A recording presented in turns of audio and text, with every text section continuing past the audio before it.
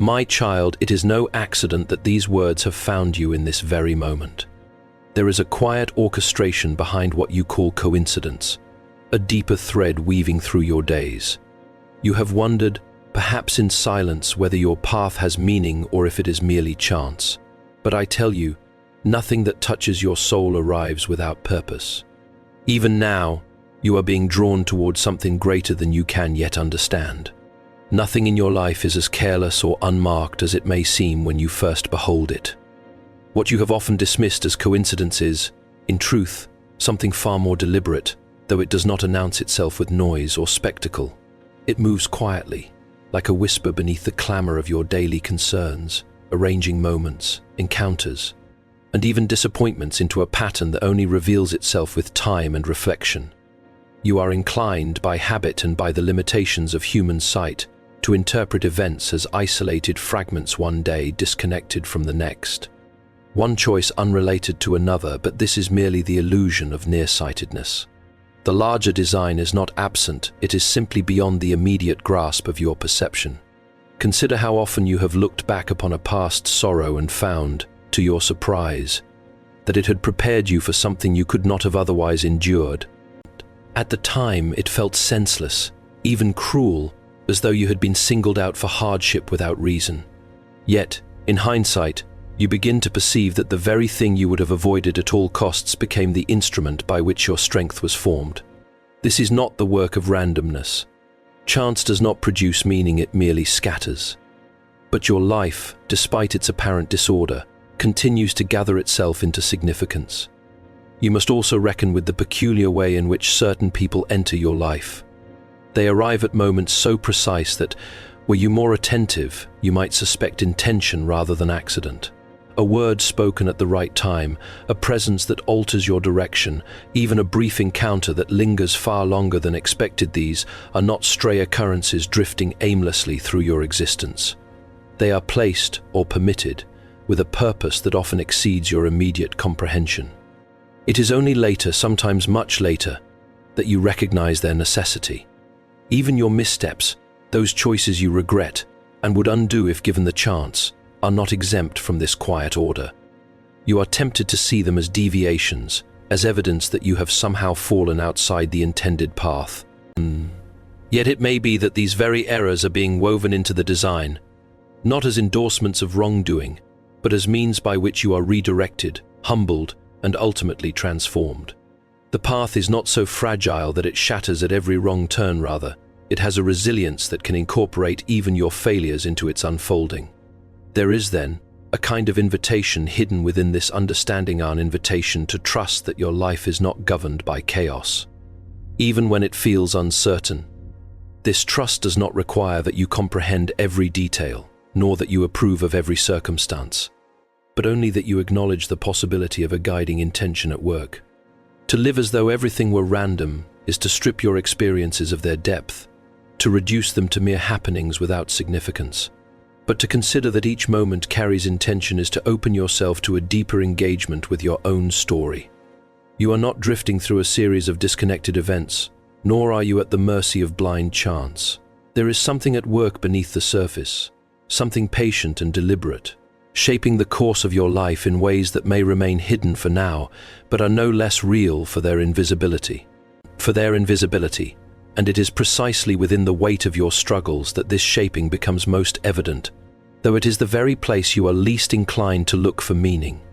You have been taught, perhaps without realizing it, to measure goodness by ease and to interpret hardship as a sign of abandonment or error. Yet this assumption, though comforting in theory, proves inadequate when set against the deeper workings of your life. For the moments that have most profoundly altered you have rarely been those of comfort, but those in which you were pressed, tested, and brought face to face with your own limits. It is in these seasons, when the ground beneath you feels uncertain and the future obscured, that something within you begins to take shape with a clarity that ease could never produce. Your patience, which in calmer times lies dormant, is called forth and strengthened. Your courage, which you might have doubted you possessed, is revealed not as a grand and dramatic force, but as the quiet decision to endure when retreat would seem far more reasonable. Even your capacity for compassion is deepened, For having known difficulty yourself, you become less inclined to judge the burdens carried by others. You may, in the midst of such trials, question their necessity.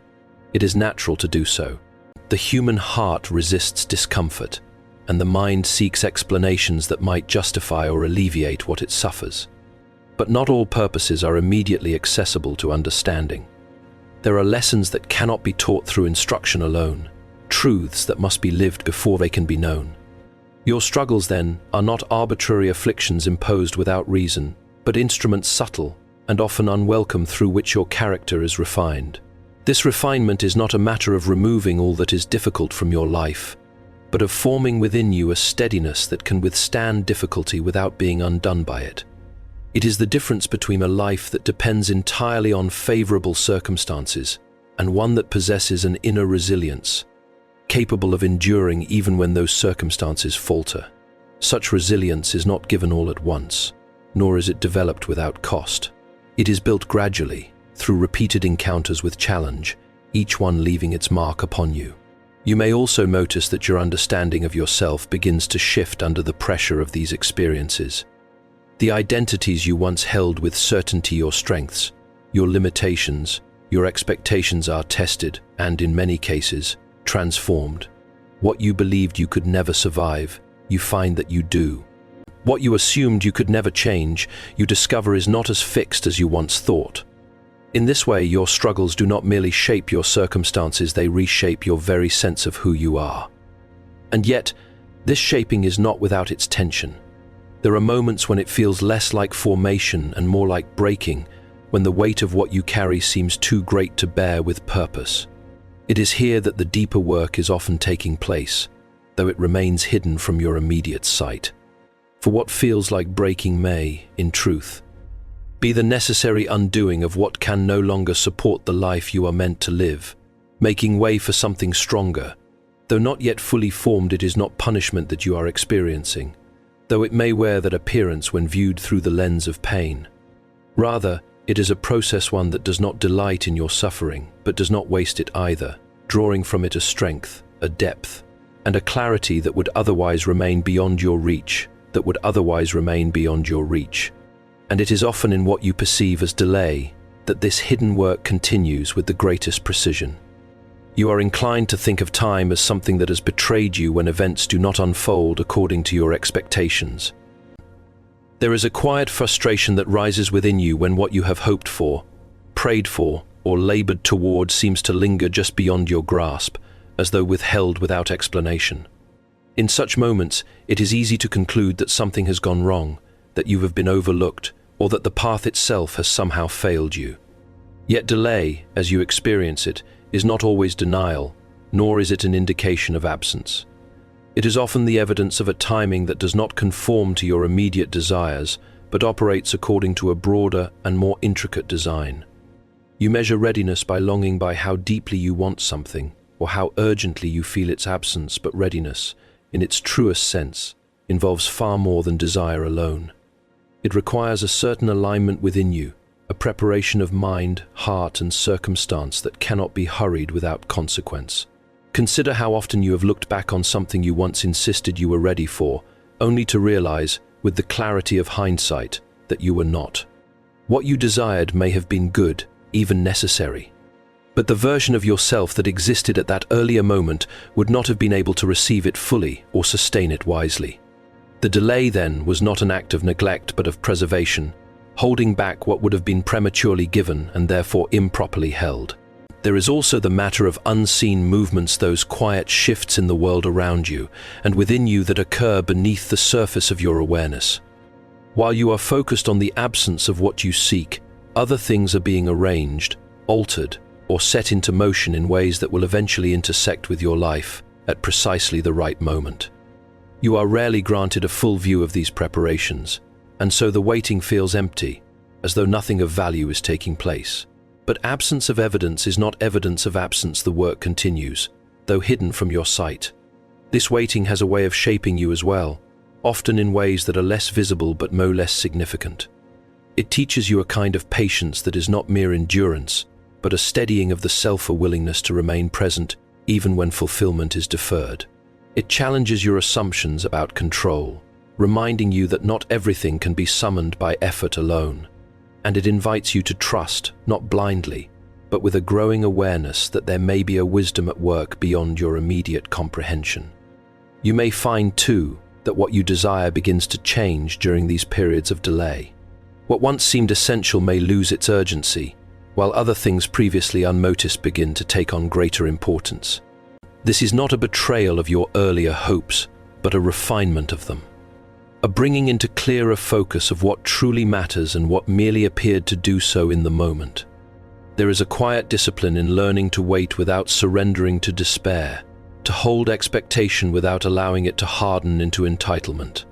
For when you come to believe that something must arrive within a certain time or not at all, you close yourself off to the possibility that its arrival, though later than you wished, may be more fitting, more complete, and more enduring than anything you would have accepted earlier. And so what feels like delay is often a form of careful timing, not governed by your impatience, but by a deeper consideration of what must be in place, both within you and around you.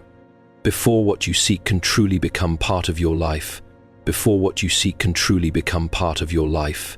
there stirs within you a certain restlessness that you have perhaps tried to quiet, dismiss, or explain away as mere dissatisfaction. Yet this unease is not so easily reduced to something trivial, nor should it be ignored as though it were a flaw in your disposition. It is rather a sign that something within you has begun to awaken, though you may not yet fully understand what it is calling you toward. You feel it in moments of stillness, when distractions fall away and you are left alone with your thoughts, sensing that the life you are living, though familiar, is not the whole of what you were meant to experience. This restlessness does not arise because everything is wrong, but because something more is possible. It is not the voice of chaos, urging you to abandon all that is stable, but a quieter prompting that suggests there is depth yet unexplored, meaning yet uncovered, and a truer alignment waiting to be discovered. You may have mistaken it for confusion, believing that clarity would feel calm and settled, free from such inner tension. But awakening rarely begins with certainty. It often begins with a disturbance, a subtle discontent that refuses to be silenced. There is a tendency to resist this feeling, to return quickly to what is known and predictable, for the unfamiliar carries with it a certain risk. To follow this restlessness would mean questioning assumptions you have long held, reconsidering paths you have already chosen, and perhaps stepping into places where outcomes are not guaranteed. It is no small thing to admit that what once satisfied you no longer does, or that what you once pursued with confidence now feels incomplete. Yet to deny this inner stirring is to remain confined within a version of yourself that is already beginning to outgrow its boundaries. This awakening does not demand that you abandon your life, but that you begin to see it differently. It invites you to examine what you have accepted without question and to discern whether it still holds truth for you. It encourages you to listen more carefully to what resonates within you, even when it contradicts the expectations placed upon you by others or by your past self. Such listening requires honesty, and honesty, in turn, requires a willingness to confront what is uncomfortable or uncertain. You may notice that this restlessness is accompanied by a heightened awareness, as though you are beginning to see beneath the surface of things that once appeared sufficient. Conversations that once held your attention may now feel shallow. Pursuits that once seemed meaningful may now feel empty. And you may find yourself drawn toward questions you had not previously considered. This is not a loss, though it may feel like one. It is a transition, a movement from one level of understanding to another. There is, within this process, a certain loneliness that can arise, for not everyone around you will recognize or share what you are experiencing. You may struggle to articulate it even to yourself, and so it remains partly hidden, a quiet undercurrent beneath your outward life. But this does not make it any less real. In fact, it is often in these unseen, unspoken moments that the most significant changes are taking place. To regard this restlessness as confusion is to misunderstand its nature. It is not the absence of direction, but the beginning of a sign that you are no longer content to remain where you are without question, and that something within you is urging you toward a fuller, deeper, and more intentional way of being, a fuller, deeper, and more intentional way of being. And yet, even as this awakening begins to take shape within you, there are moments when the path ahead appears anything but clear. You may find yourself standing in a place where direction feels obscured, where certainty gives way to ambiguity, and where the next step is not illuminated as you had hoped it would be. It is here, in this very tension between movement and unknowing, that you are most tempted to believe you have been left without guidance, as though the silence before you is evidence of absence rather than presence. But guidance does not always announce itself in ways that are obvious or unmistakable. You have perhaps expected it to come as a clear command, a decisive sign that removes all doubt and leaves no room for hesitation. Yet more often it takes a subtler form, one that requires your attention rather than your astonishment. It is found in quiet inclinations, in the gentle leaning of your thoughts toward one direction rather than another, in the persistent sense that certain choices, though not fully explained, carry a weight of rightness that others do not. You may overlook these promptings because they lack the certainty you desire. They do not compel you, they invite you. And in that invitation lies the necessity of trust, for you are not being led as one who has no will, but as one who must participate in the unfolding of their own path. The uncertainty you feel is not a flaw in the guidance, but an essential part of it, allowing you to choose, to respond, and to grow into the very direction you are being drawn toward. There are also moments when guidance appears through interruption rather than direction, when doors close without explanation, when plans unravel despite your careful efforts, when what you had counted on is suddenly no longer available to you. These experiences can feel like obstruction, as though something has gone wrong. Yet it may be that what you perceive as a barrier is in fact a redirection, steering you away from what would not have served you as you imagined it might. Such guidance is often the most difficult to accept, for it contradicts your intentions and disrupts your expectations. You are inclined to trust what aligns with your plans and to question what challenges them. But if your vision is limited, and it must be, given the bounds of human understanding, then it follows that guidance will sometimes lead you in ways that do not immediately make sense. It will require you to release a measure of control, to admit that your perspective, though valuable, is not complete. This is not an easy admission, for it asks you to remain open even when clarity is withheld. In time, you may begin to recognize a pattern in these movements, a consistency not in the form they take, but in the direction they gently urge you toward. You may see that even in your uncertainty, you have not been without direction, that your steps, though hesitant at times, have not been entirely without purpose. What once felt like wandering may reveal itself as a kind of guided progression, one that did not remove your freedom, but worked quietly within it. It is not necessary that you see the entire path in order to take the next step. What is required is a willingness to remain attentive, to notice the subtle movements within and around you, and to respond to them with a measure of trust, even when they do not resolve all your questions, for even when the path appears hidden, there remains a presence that does not abandon its work, guiding not by force or spectacle, but by a steady and often quiet persistence that continues whether you fully perceive it or not. Whether you fully perceive it or not, there emerges within you a longing that seems at once deeply personal and yet strangely beyond your own making. You have felt it in quiet moments, perhaps without naming it, a sense that something is missing. Not in the ordinary sense of lack, but in a deeper, more persistent way that no simple achievement or possession has been able to satisfy. You may have tried at times to attach this longing to particular goals, believing that once attained, they would finally bring the completeness you seek. Yet even as you have approached or reached such things, you may have noticed that the longing does not vanish, but rather shifts, deepens, or reveals itself in new forms. It would be easy to dismiss this as restlessness or dissatisfaction, to assume that you have simply not yet found the right object of your desire. But there is another possibility, one that requires a different kind of attention. What if this longing is not merely a signal of absence, but a kind of orientation, pointing you towards something that is, in its own way, already moving toward you? What if the very fact that you desire meaning, connection, and fulfillment is itself evidence that these things are not illusions, but realities with which you are meant to engage? You are accustomed to thinking of seeking as a one-sided effort, as though you alone are reaching out into a silent world, hoping to grasp something that may or may not be there. But consider the possibility that your seeking is, in some measure, a response rather than an initiation, that it arises because something has first called to you, even if that call was too subtle to be recognized at the time.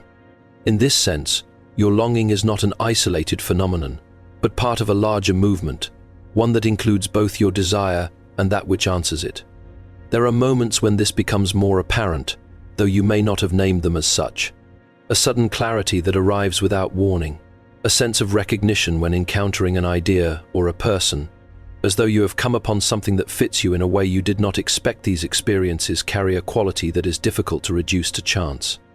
They feel less like discoveries you have made and more like meetings that were, in some way, arranged.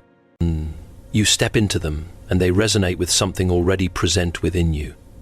Yet this mutual movement, the seeking and the being sought, does not always produce immediate fulfillment. There remains a distance, a space in which desire continues and is not yet fully answered. This can be a source of frustration, for you are aware enough to feel the pull, but not yet close enough to grasp its object completely. It is here that patience once again becomes necessary, not as a passive waiting, but as an active openness. A willingness to remain engaged with the longing rather than attempting to silence it prematurely. You may be tempted to settle for lesser things, to quiet the deeper desire with distractions that offer temporary relief but do not truly satisfy. Such substitutes are readily available and often appealing, for they promise immediate comfort without the uncertainty that accompanies genuine seeking. But they come at a cost, for in accepting them as sufficient, you risk dulling the very sensitivity that allows you to recognize what is truly meant for you. To acknowledge that what you seek is also, in some sense, seeking you is to reframe your experience of longing. It is no longer a sign of deficiency alone, but an indication of relationship, a connection not yet fully realized, but already in motion, drawing you forward even as it remains just beyond your present reach. In this quiet exchange, where your desire meets a response you cannot always see, you begin to understand that your search is not taking place in isolation, but within a reality that is, in its own way, moving toward you with equal intention. There begins to form a realization, subtle at first, but growing in clarity, that your life is not unfolding at random, nor is it confined to the narrow interpretations you have placed upon it. You have, at times, attempted to define your story by its visible chapters alone, by what has happened, what has failed, what has succeeded, and what remains unresolved. Yet these fragments, though real, do not constitute the whole. They are but parts of a larger narrative, one that is being written with a coherence and direction that you cannot fully grasp while standing within it.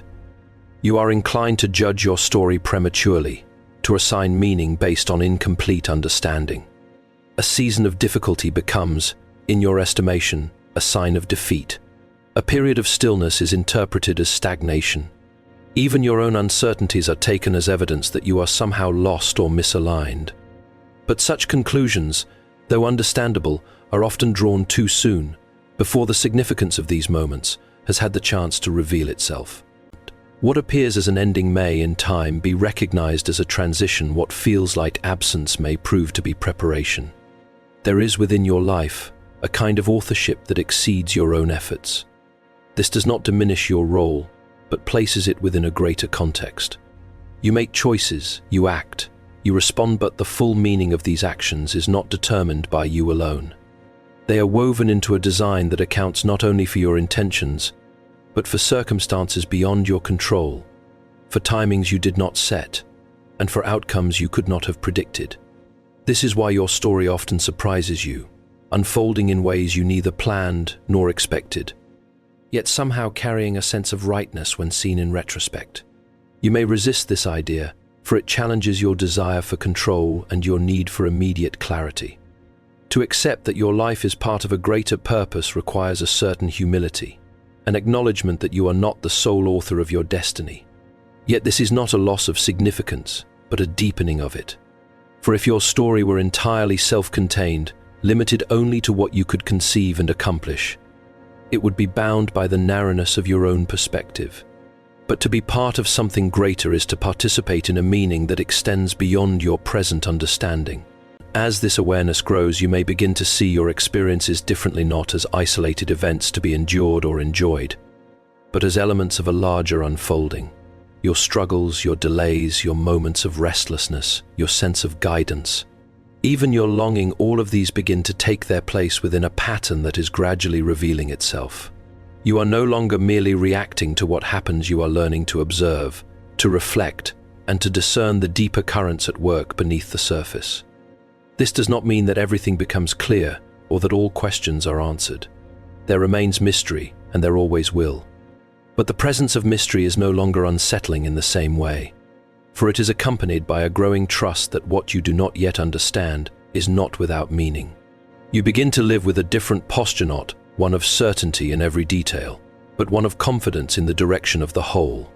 And so your story continues, not as a series of disconnected moments, but as a purposeful unfolding, guided by an intention that does not abandon its work, even when it is hidden from your view, shaping each chapter with a care that extends far beyond what you can presently see.